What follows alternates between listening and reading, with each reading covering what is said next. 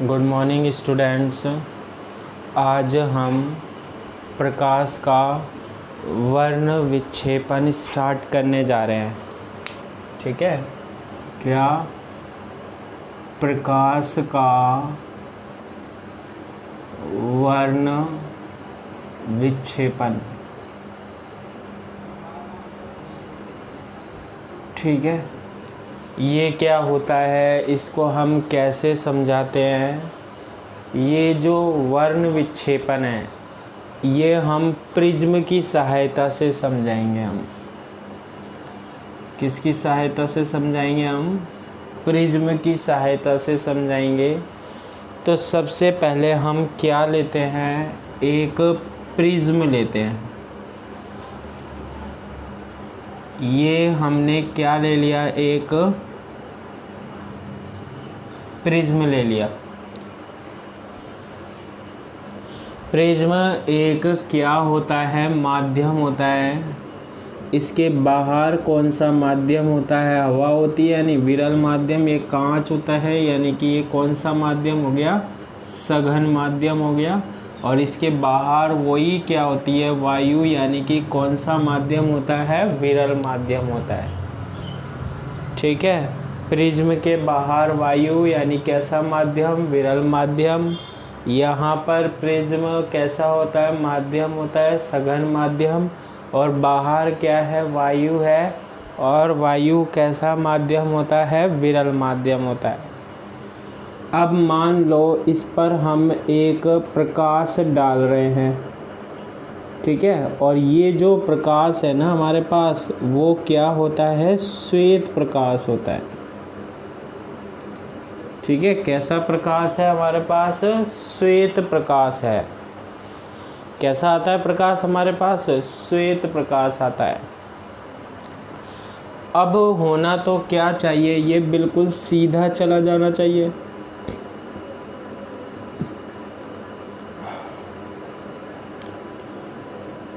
ठीक है, लेकिन अपवर्तन की क्या हो जाती है, घटना हो जाती है। क्योंकि प्रकाश की किरण विरल से कहाँ जा रही है, सघन माध्यम में। तो देखो प्रकाश की किरण यहाँ आपतित हुई ना, तो यहाँ हम क्या खींचते हैं, अभिलंब खींचते हैं। ऐसे खींचेंगे तो ये अभिलंब की ओर मुड़ जाती है जब भी विरल से सघन में आती है। तो फिर ये कैसे चली जाती है, इस तरीके से चली जाती है, अभिलंब की ओर मुड़कर। ऐसे ही अब मैं इसको अभिलंब को हटा देता हूँ ताकि चित्र साफ दिखाई दे, है ना। अब यहाँ भी हम क्या खींचते हैं, अभिलंब खींचते हैं। पृष्ठ के लंबवत खींचना है, जहाँ प्रकाश की किरण पड़ती है ना उसके लंबवत। तो ऐसे है ये, तो इसके लंबवत ऐसे हो जाएगा, है ना। और ये जब बाहर निकलेगी तो ये बाहर वाला अभिलंब ये है, ये बाहर वाला इससे क्या हट जाएगी, दूर हट जाएगी। तो ये फिर ऐसे निकल जाएगी। ठीक है, तो इस तरीके से मुड़कर प्रकाश की किरण क्या निकलती है, बाहर निकलती है। तो देखो होता क्या है, वर्ण विक्षेपण यानी कि रंगों में बट जाना। जो श्वेत प्रकाश होते हैं ना उसमें कितने रंग होते हैं, 7 रंग होते हैं। जब श्वेत प्रकाश को हम प्रिज्म पर डालते हैं ना तो ये अपने अवयवी रंगों में क्या हो जाता है, बट जाता है। ये देखो, यानी कि यहाँ से कितनी किरणें मिलती है हमारे पास, 7 मिलती है। ये दूसरी किरण मिलती है, ऐसे ही हमारे पास तीसरी किरण मिलती है, ऐसे ही हमारे पास चौथी किरण मिलती है, ऐसे ही हमारे पास 5वीं किरण, ऐसे ही हमारे पास 6ठी, और ऐसे ही हमारे पास क्या 7वीं किरण मिलती है। कितनी किरण मिलती है हमारे पास, 7 किरण मिलती है। और ये जो रंग होते हैं ना, सबसे ऊपर का रंग होता है लाल, फिर होता है नारंगी, फिर होता है पीला, फिर होता है हरा, फिर होता है नीला, फिर होता है जामुनी, और फिर होता है क्या, बैंगनी। ये 7 रंग मिल जाते हैं। यानी श्वेत प्रकाश जो होता है इनमें क्या हो जाता है, बट जाता है। इस घटना को क्या कहते हैं हम, वर्ण विक्षेपण कहते हैं। तो वर्ण विक्षेपण की क्या परिभाषा बनी है? प्रकाश का अपने अवयवी रंगों में विघटित होने की घटना को प्रकाश का वर्ण विक्षेपण कहते हैं। प्रकाश का क्या कहते हैं? वर्ण विक्षेपण कहते हैं। यानी जो श्वेत प्रकाश होता है वो इन 7 रंगों में बट जाता है। इस घटना को हम क्या कहते हैं? वर्ण विक्षेपण कहते हैं। अब देखो सारी की सारी किरणें यहीं से निकली हैं। सबसे ज़्यादा कौन सी किरण मुड़ी है जो सबसे नीचे गई है? क्योंकि सारी आ तो इसी पॉइंट से रही है ना, इस पॉइंट से आ रही है। सबसे ज़्यादा कहाँ से कौन सी मुड़ी है? जो लास्ट वाली है ये, यानी कि क्या? बैंगनी रंग की। और सबसे कम कौन सी मुड़ी है? लाल रंग की। या हम ऐसे भी पता लगा सकते हैं कि ये कौन सी किरण है। ये ऐसे जानी चाहिए थी ना किरण को, है ना? तो देखो ये यहाँ से यहाँ तक घूम गई। कौन बन रहा है? नहीं बन रहा है, इनमें बन रहा है। तो ये लाल रंग है, इसे हम व्यक्त कर देते हैं डेल्टा आर। इतने कोण पर क्या हो गई? ये विचलित हो गई। और ऐसे ये आपतित प्रकाश की किरण से ये देखो बैंगनी रंग की, इसे मान लेते हैं हम क्या? Delta we. ठीक है। तो यानी कि कहने का मतलब ये है कि ज़्यादा कौन सी अपवर्तित हो रही है हमारे पास? बैंगनी रंग की हो रही है, और कम कौन सी हो रही है हमारे पास? लाल रंग की। ये जो प्रकाश है ना, लाल, नारंगी, पीला, हरा, नीला, जामुनी और बैंगनी, इनकी क्या होती है? तरंग दैर्ध्य होती है।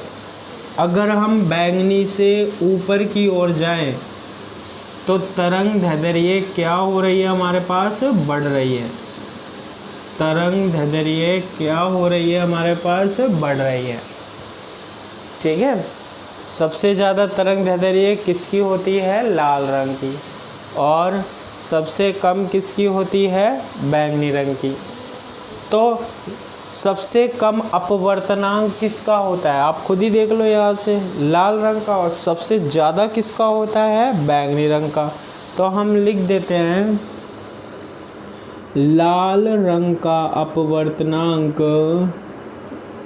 लाल रंग का क्या? अपवर्तनांक सबसे ज़्यादा होगा या सबसे कम होगा? सबसे कम। सबसे कम अपवर्तन हुआ ना। लाल रंग का अपवर्तनांक सबसे कम। और सबसे ज़्यादा किसका हो रहा है? बैंगनी का। ये देखो कोण भी देखो। तथा बैंगनी रंग का अपवर्तनांक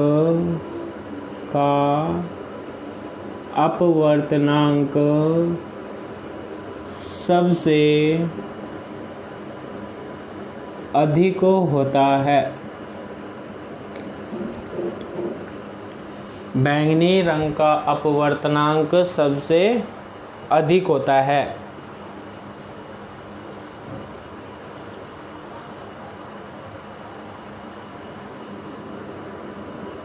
बैंगनी रंग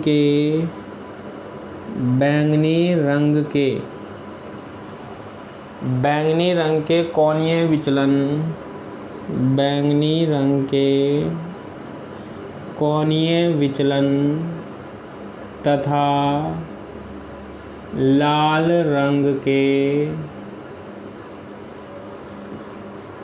कोणीय विचलन का अंतर, कोणीय विचलन का अंतर, बैंगनी रंग का कोणीय विचलन देख लो और लाल रंग का कोणीय विचलन देख लो, का अंतर कोणीय विक्षेपण कहलाता है। कोणीय विक्षेपण कहलाता है।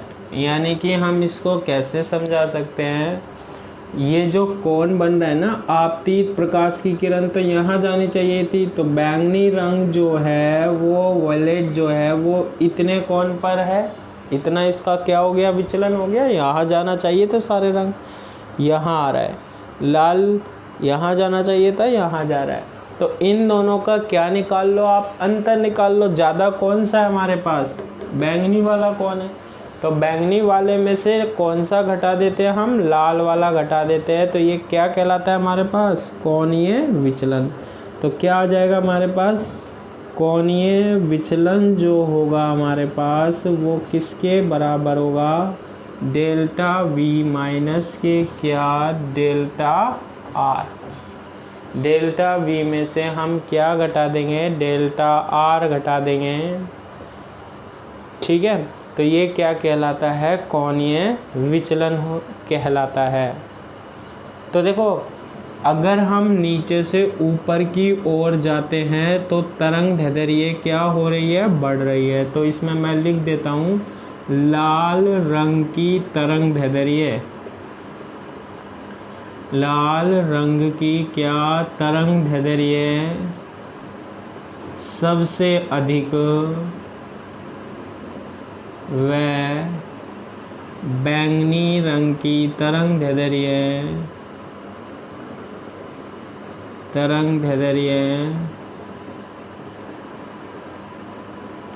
सबसे कम होती है, सबसे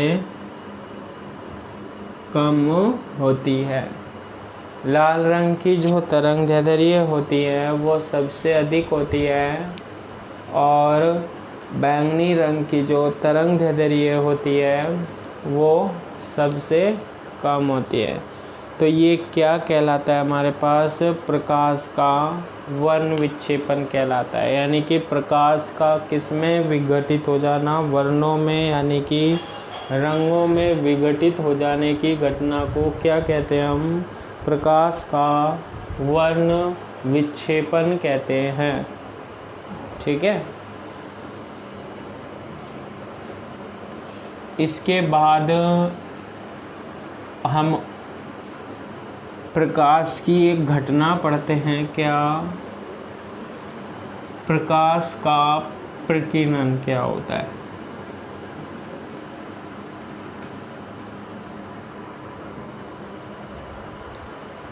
ठीक है, क्या पढ़ते हैं हम, प्रकाश का प्रकीर्णन।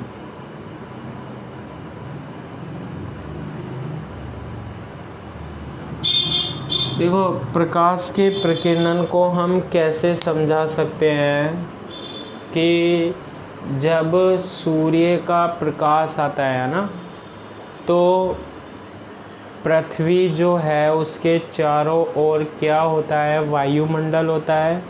यानी कि वायु के क्या होते हैं, कण होते हैं ना। तो जब सूर्य का प्रकाश आता है तो वो इस वायुमंडल में प्रवेश करता है, और वायु के जो कण होते हैं वो सूर्य के प्रकाश को क्या कर देते हैं, फैला देते हैं पृथ्वी पर। ठीक है, पूरी पृथ्वी पर क्या पहुंचता है, प्रकाश पहुंचता है। कहने का मतलब ये है कि जो वायुमंडल होता है उसके कण होते हैं, वायु के जो कण होते हैं वो प्रकाश को क्या कर देते हैं, फैला देते हैं। इसे हम क्या कहते हैं, प्रकाश का प्रकीर्णन कहते हैं। ठीक है, इसे हम क्या कहते हैं, प्रकाश का प्रकीर्णन कहते हैं। अब प्रकाश के प्रकीर्णन में भी अभी हमने देखा था कि लाल, नारंगी, पीला, श्वेत प्रकाश आता है। उसमें भी हमारे पास कितने रंग होते हैं, 7 रंग होते हैं, लाल, नारंगी, पीला, हरा, नीला, जामुनी और क्या, बैंगनी। ये हमारे पास क्या होते हैं, रंग होते हैं उसमें।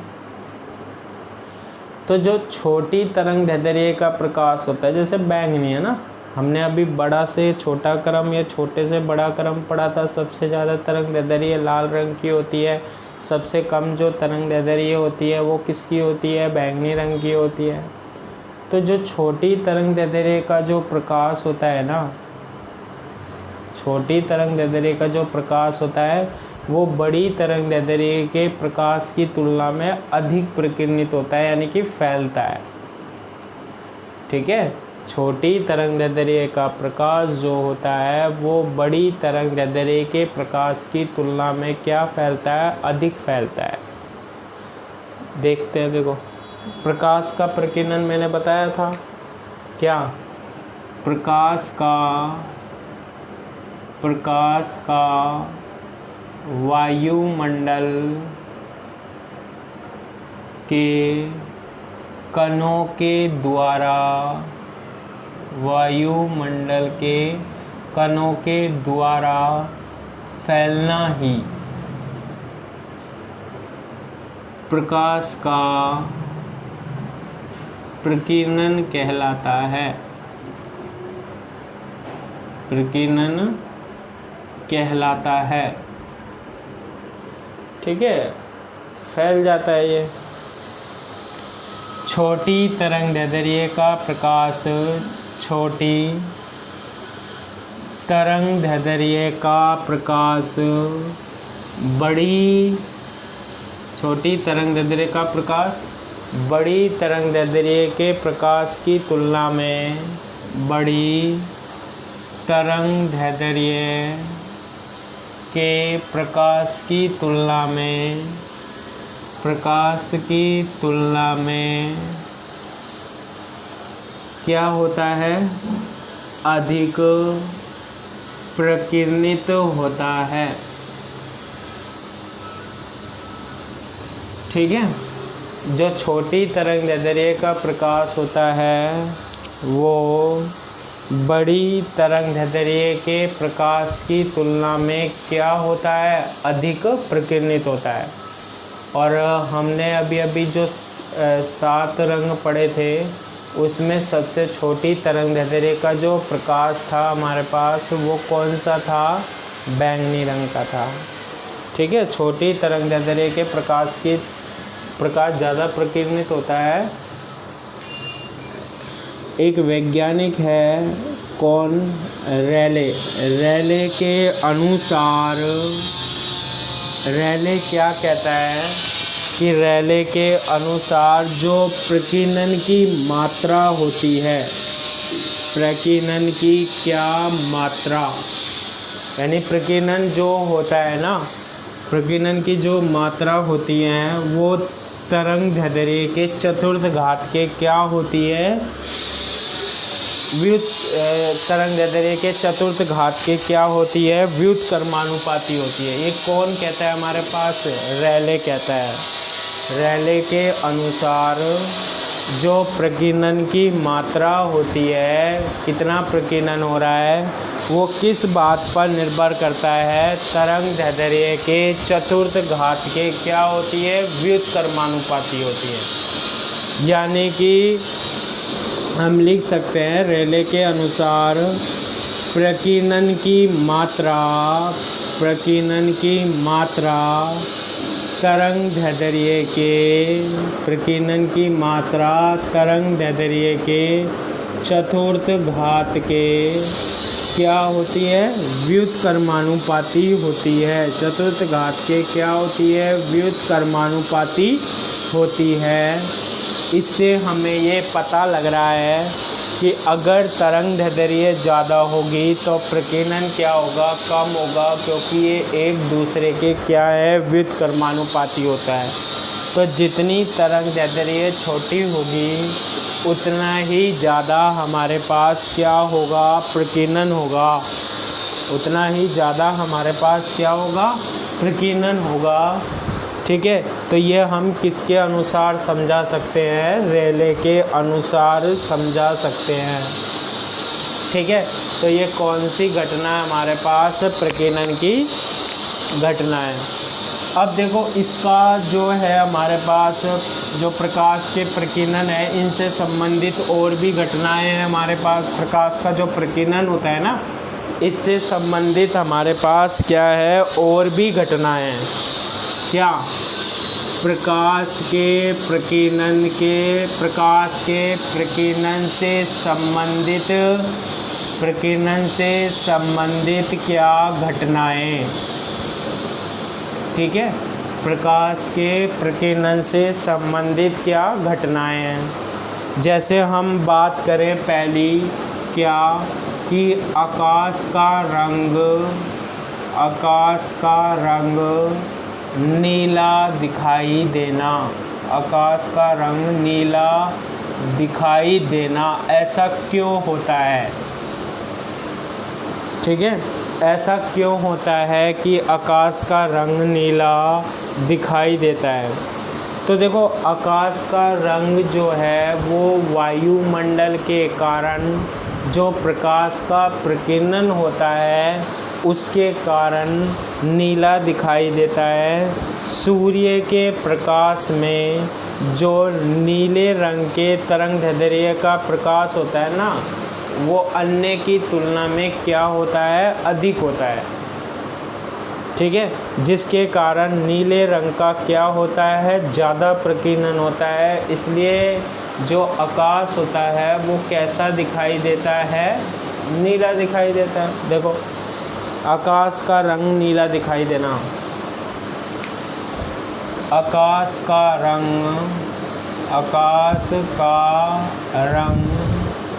नीला दिखाई देना, नीला दिखाई देना, आकाश का रंग नीला दिखाई देना वायुमंडल के द्वारा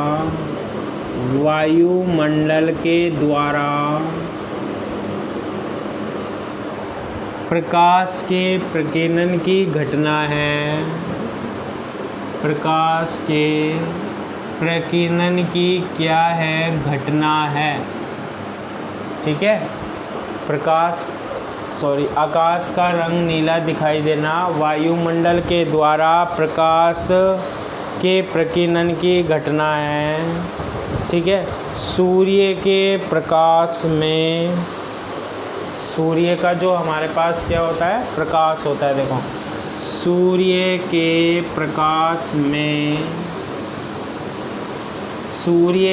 प्रकाश में लघु यानी कि कम, लघु तरंगदैर्ध्य में जो नीला रंग होता है, लघु तरंगदैर्ध्य में नीले रंग का अनुपात अधिक होता है, नीला रंग ज़्यादा होता है, नीले रंग का अनुपात क्या होता है, अधिक होता है, नीले रंग का अनुपात क्या होता है, अधिक होता है। यानी नीले रंग के जो तरंगदैर्ध्य वाला प्रकाश है, लघु तरंगदैर्ध्य वाला प्रकाश है, वो क्या होता है, अधिक होता है, जिसके कारण नीले रंग का प्रकीर्णन हो जाता है, जिसके कारण नीले रंग का प्रकीर्णन जो होता है यानी फैलना जो होता है वो अधिक होता है। नीले रंग का प्रकीर्णन क्या होता है, अधिक होता है, नीले रंग का प्रकीर्णन अधिक होता है। और आकाश का रंग कैसा दिखाई देता है, नीला दिखाई देता है, और आकाश का रंग नीला दिखाई देता है, ठीक है। आकाश का रंग नीले दिखाई देने का क्या मतलब है कि आकाश का रंग नीला दिखाई देना वायुमंडल के द्वारा प्रकाश के प्रकीर्णन की क्या है, घटना है। यानी प्रकाश का क्या हो जाता है, वायुमंडल के द्वारा प्रकाश फैल जाता है। अब जो सूर्य का प्रकाश जो आता है ना, उसमें लघु तरंगदैर्ध्य में नीले रंग का अनुपात सबसे ज़्यादा होता है, कम तरंगदैर्ध्य में नीले रंग का अनुपात क्या होता है, सबसे ज़्यादा होता है, जिसके कारण नीले रंग का प्रकीर्णन भी सबसे ज़्यादा होता है। और नीले रंग का प्रकीर्णन सबसे ज़्यादा होने के कारण जो हमारे पास आकाश होता है, ठीक है, वो कैसा दिखाई देता है, नीला दिखाई देता है। सबसे ज़्यादा होने के कारण आकाश कैसा दिखाई देता है, नीला दिखाई देता है, ठीक है। इसके बाद हम अगला क्या पढ़ते हैं, जैसे प्रकाश के प्रकीर्णन से संबंधित है कि खतरे के जो संकेत होते हैं ना, वो लाल क्यों बनाए जाते हैं। खतरे के संकेत जो होते हैं वो लाल क्यों बनाए जाते हैं? खतरे के संकेत लाल बनाए जाते हैं। खतरे के संकेत जो होते हैं, इंडिकेशन जो होते हैं, वो कैसे बनाए जाते हैं? लाल बनाए जाते हैं। खतरे के संकेत लाल बनाए जाते हैं। ठीक है, क्यों बनाए जाते हैं? ठीक है, क्योंकि लाल रंग की तरंग दैर्ध्य अधिक होती है। क्योंकि लाल रंग की तरंग दैर्ध्य, लाल रंग की तरंग दैर्ध्य जो होती है, लाल रंग की तरंग दैर्ध्य अधिक होती है। क्योंकि लाल रंग की तरंग दैर्ध्य क्या होती है? अधिक होती है। लाल रंग की तरंग दैर्ध्य क्या होती है? अधिक होती है, जिसके कारण इसका प्रकीर्णन नहीं होता है या बहुत कम होता है। जिसके कारण इसका प्रकीर्णन, जिसके कारण लाल रंग का प्रकीर्णन, इसका प्रकीर्णन जो होता है वो क्या होता है? बहुत कम होता है या नहीं होता है। ठीक है, बहुत कम होता है। और हम इन संकेतों को अधिक दूरी से क्या देख पाते हैं? और हम इन संकेतों को